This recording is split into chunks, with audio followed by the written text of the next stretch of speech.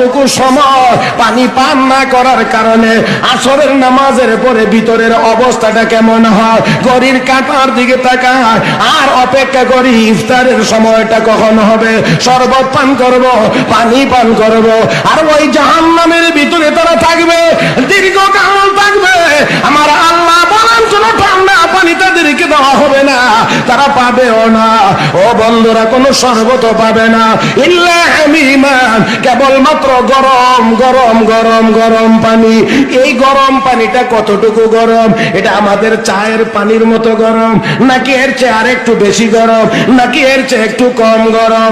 আমার বন্ধুরা, আল্লাহ রাব্বুল আলামিন সূরা গাশিয়ার মধ্যে বলেন, আল্লাহ তাকা হাদিসুল গাশিয়া ওজুহু ইয়াওমাইযিন খাশিয়া আমিলাতুন নাসিবা তাসলা নারান হামিয়া তুসকা মিন আইনিন